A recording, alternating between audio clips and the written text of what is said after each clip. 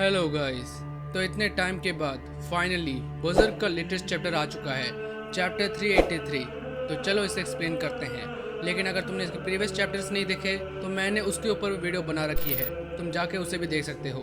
तो चलो स्टार्ट करते हैं, बट फर्स्ट रिकैप।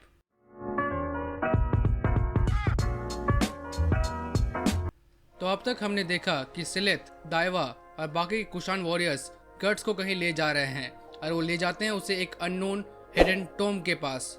फिर दाइवा कुछ मंत्र पढ़ के उस टोम के आसपास के ब्रांचेस को हटा देता है। सिलेथ अपने बॉडीगार्ड्स को उस टोम के दरवाजे को खोलने के लिए कहता है और इसके बाद कुशान वॉरियर्स गर्ड्स को उस टोम के अंदर में ढकेल देते हैं और गेट बंद हो जाता है। और अब आगे तो इस चैप्टर का नाम है अनाड़ी अवैध्य, जिसका मतलब होता है एक ऐसा व्यक्ति जो किसी भी काम के लायक ना हो, किसी भी चीज की सेंस ना हो, जो रिप्रेजेंट करता है हमारे गट्स को, क्योंकि उसकी जो सिचुएशन है कुछ इसी टाइप की है। नो होप, नो मोटिवेशन, बस अपनी लाइफ को किसी ना किसी तरह से खत्म करना चाहता है। तो गट्स अब स्टोम के अंदर है जहाँ चारों ओर अंधेरा है। गट्स आगे बढ़ता है और उसे देखने को मिलता है एक सर्कल के शेप का स्ट्रक्चर है जिसके अंदर पानी भरा हुआ है और इसके ऊपर एक अजीब तरह का स्ट्रक्चर है जो दिखने में एक जाइंट वाटर लिली के लीव्स की तरह दिख रहा है। अब अंधेरे की वजह से गट्स वहाँ गिर जाता है। वो अपने आप को संभाल कर उठने की कोशिश करता है, लेकिन वो वापस से वहाँ पर लेट जाता है और अब वो ऊपर की ओर देख रहा है जहाँ पर धीरे धीरे ऊपर की सीलिंग के ऊपर कुछ डार्क स्ट्रक्चर्स आने लगते हैं। और फिर हमें इस टोम के बाहर दिखाया जाता है जहाँ पर दाइवा और सिलेथ किसी चीज के होने का वेट कर रहे हैं। जहाँ पर सिलेथ कहता है कि उस टोम के अंदर बहुत शांति है, आखिर उसके अंदर हो क्या रहा है। दाइवा कहता है ये क्वेश्चन बहुत अच्छा है मास्टर, लेकिन ये मैं भी नहीं कह सकता कि अंदर क्या हो रहा है। सिलेथ समझ नहीं पाता। फिर दाइवा नीचे आता है और कहता है ये जो टोम है इसके अंदर अगर कोई भी जाता है तो आउट ऑफ वर्ल्ड से पूरी तरह से डिस्कनेक्ट हो जाता है और कोई ना ही ये जान सकता है कि इस टोम के अंदर हो क्या रहा है। यहाँ तक कि मैं अपनी मैजिक की हेल्प से भी इस टोम के अंदर नहीं देख सकता और वो टोम पूरी तरह से खाली है।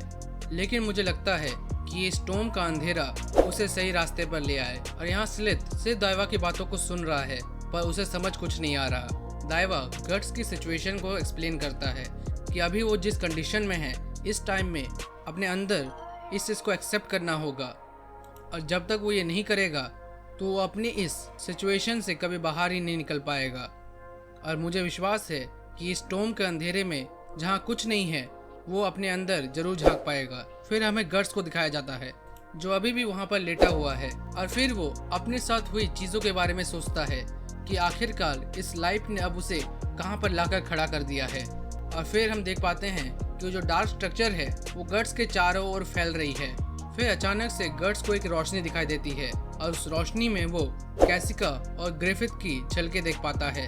जब वो बैंड ऑफ होप में ज्वाइन हुआ था उस टाइम की यादों को सोचने लगता है, पर सडनली उसे याद आता है ग्रिफिथ ने किस तरह कैसिका को उसके सामने से उठाकर ले गया था। और फिर वो जहाँ लेटा था उस पानी में डूबने लगता है और फिर अंदर में एक शेल बनता है और वो गट्स को अपने अंदर बंद कर लेता है।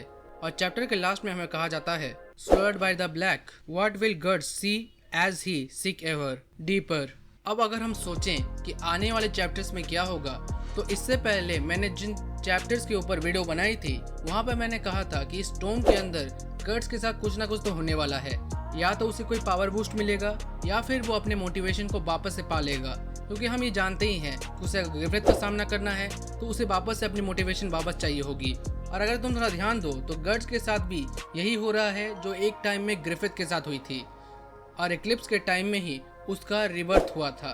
तो यहाँ पर हम गट्स का रिवर्थ या फिर एक अवेकनिंग कह सकते हैं जो इस सेल में होने वाली है, जहाँ वो फाइनली अपने आप को एक्सेप्ट करेगा और ग्रिफिथ से लड़ने के लिए वापस से रेडी हो जाएगा।